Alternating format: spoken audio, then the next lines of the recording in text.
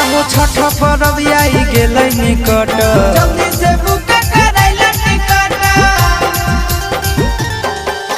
पैसा कौड़ी के हो नहीं है दिक्कत, जल्दी से